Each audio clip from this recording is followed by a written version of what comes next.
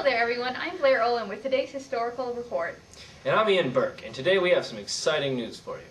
Today we just discovered an amazing creature called the Neanderthal.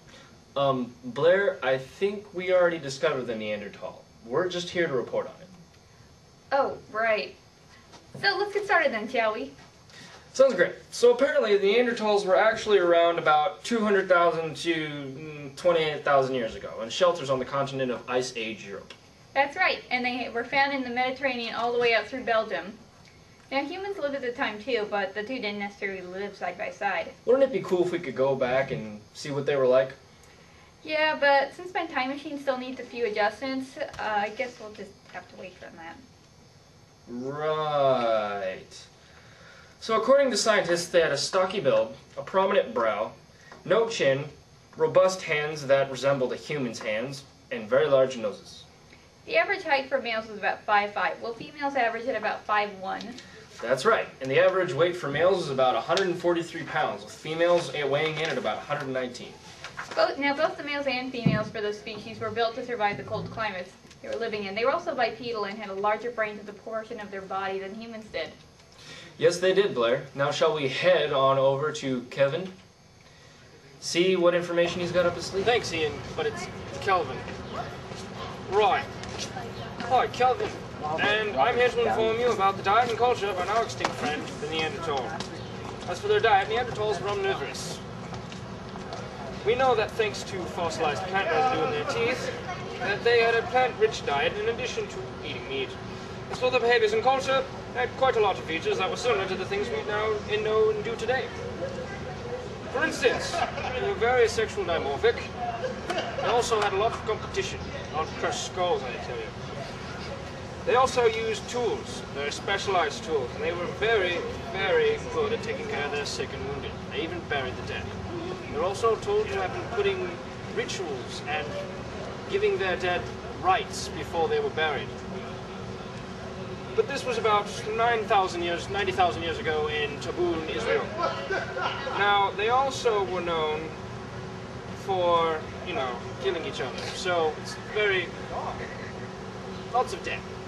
Anyway, thanks to Shanadal I, she shows us that the Neanderthals cared for them because she was shown to have had healed wounds on the skull from all the fractures.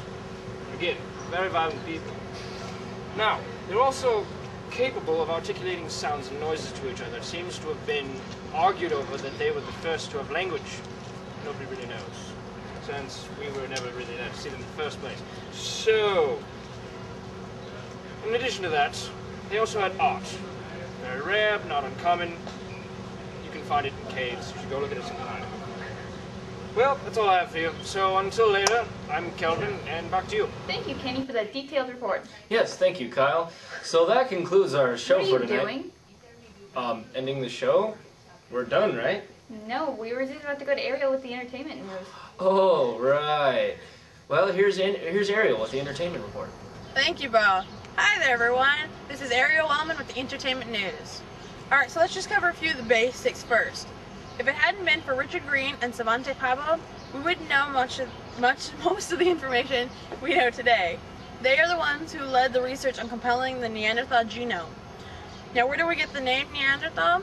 That came from the location in which this creature was first found. That was in Feldhofer Cave in Neander Valley in Germany. Now, in the year 1908, in La Chapelle-aux-Saints, France, they'd actually discovered a nearly complete skeleton with animal bones and flint tools. But just because we found the skeleton doesn't mean that everything has been easy in regards to the research about these creatures.